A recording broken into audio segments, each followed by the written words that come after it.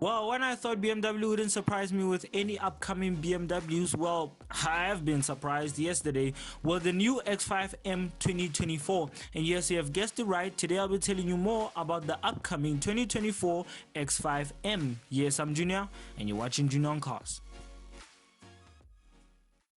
As we all know, we start off with the price tag of the upcoming 2024 X5M. Well, how much will it cost you, the X5M? Well, the X5M will cost you around $106,000. Well, honestly speaking, it has been confirmed that the X5M will cost you this much. So there's also another version of the X5M competition and the normal X5. So the normal X5 is much more cheaper than the M version, and as we all know, the X5M competition is quite also expensive. So let's leave that and let's jump into the stats that is very important of why you're gonna pay $106,000. Well, the $106,000 will get you performance wise a 4.4 liter twin turbo V8, which will produce more slightly around 600 brake horsepower and 570 newton meters of torque, 0 to 63.4 seconds. And the top speed of the upcoming X5M 2024 will be around 155 miles per hour. But if you want the optional, you can have the driver's package, which will unlock around 177 miles per hour. So that is quite quick for an SUV that literally has four-wheel drive and rear-wheel drive. But the gearbox will still be standard as an 8-speed automatic as you get in the normal X5. Well, what difference does the new X5M actually have? Well, before I jump into the exterior, I'm gonna keep on staying on to the stats. Well, the upcoming X5M will only have all-wheel drive, but as we all know, such as the X3 competition, you can switch it to all-wheel drive, or you want to, you can have it in rear-wheel drive. And the new upcoming X5M will have adaptive dampers, so you'll be having a sportier feeling in the upcoming X5M. And as usual, you'll be getting an M button on the steering wheel to unlock more performance and put it in track mode, and as we all know, the usual stuff. Well, besides that, let's leave that and let's jump into the exterior. Well, the exterior of the upcoming X5M 2024 is not quite slightly nice for me personally, because honestly speaking, I don't really like the big grills and the big bumper that it has at the bottom. I mean, yes, I know they were trying to go for the aggressive look, but they just went too much. There's too many, rough edges, and too many. Yeah, it's not really giving that BMW feeling, same way as the X7 and also the 7 series and also the M3 and M4. But besides that, honestly speaking, many people are still gonna buy it even if I say this, so this really doesn't matter.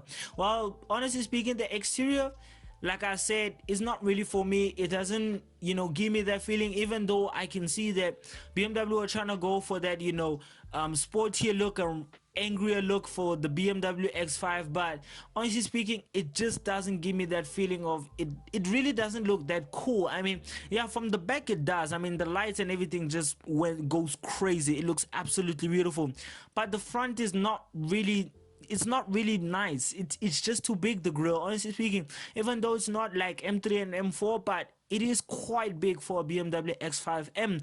Well, besides that, let's leave that and let's jump into the interior.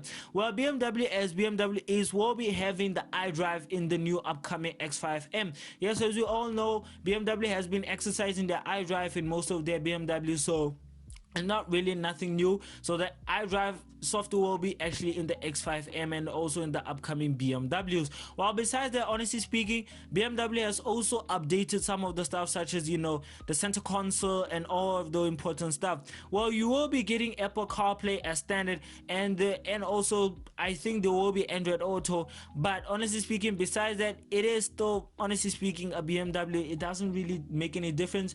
You still get a lot of leather, a lot of stuff, but like I said, the only things that have changed is the center console, which is the infotainment system, and also the driver's display, and you'll be also getting heads-up display in the upcoming X5M. Well, besides that, you'll be also getting a new curved infotainment system, which will be such as I think is the iX, I think. Yeah, I think it's the iX or maybe the iX3, I'm not sure, but it will be getting that kind of new BMW curved infotainment system. Well, besides that, honestly speaking, there's still lots of leather, and you do get a little bit of sporting seats, even though it's not really sporty, but BMW are trying to go for that sporty look on the seats also, to just give you that, you know, performance feeling. Well, besides that, you do get lots of M badges everywhere on the seats, on the steering wheel, on the, you know, gear, select gear layout, also on the gear top, and also most of the stuff, as we all know. And it is quite practical because you also do get a bigger boot, and you also do get 3 seats in the back,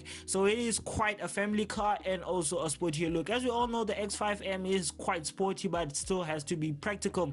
Well, besides that, honestly speaking, for my verdict, honestly speaking, if I would buy or maybe shortlist it, I would really shortlist it, because honestly speaking, the X5M, yes, it is quite cool, but for the equivalent money of 106,000 rands, you can get maybe something much more better, such as, or even faster, such as a Dodge Durango, or maybe you can get something else, such if you want a German, you can actually get a Mercedes-Benz CLA 45, no, actually CLA 45. You can get a GLC 45, or maybe GLC 63. It will be up to the buyer, but besides that, there's many more options.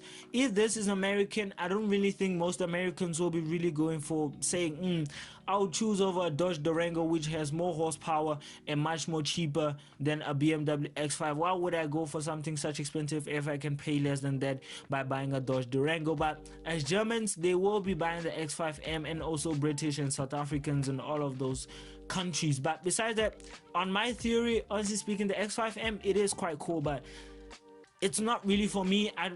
I just don't like X5.